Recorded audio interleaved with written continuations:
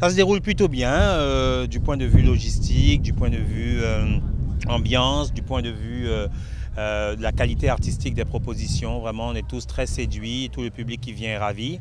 Il nous manque encore du public, hein, je pense qu'on peut encore espérer plus de monde. On espère beaucoup pour cette nuit blanche que la population, les familles, les touristes, vraiment toute la population de Guadeloupe va venir découvrir les grands talents de cette jeunesse guadeloupéenne et aussi martiniquaise et guyanaise. Ça n'a pas été facile, mais surtout pour une raison, le manque de temps. Parce qu'en réalité, on a été contacté relativement tardivement pour cela. Et il a fallu faire une course contre la montre pour mobiliser tout le monde.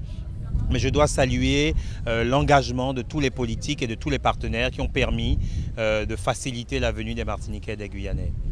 Alors oui, donc à partir du moment où le projet nous a été confié un peu tardivement, c'est vrai par rapport à nos partenaires de la métropole, on a donc pris les choses en main à l'archipel avec mon équipe, hein, toute l'équipe artistique et l'équipe de coordination que j'ai mis en place. Et on a eu deux manières de procéder.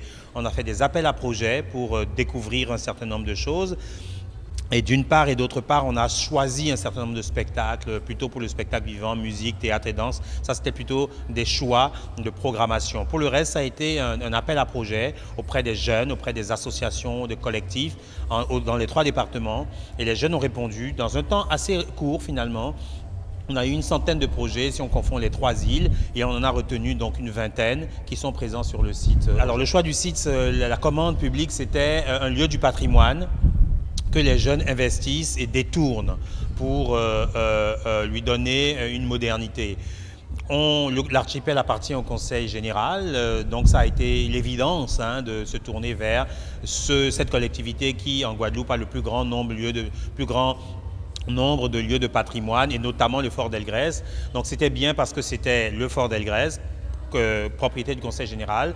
C'était à Basse-Terre. Pour nous, c'était important que ce soit à Basse-Terre aussi, ville d'art et d'histoire.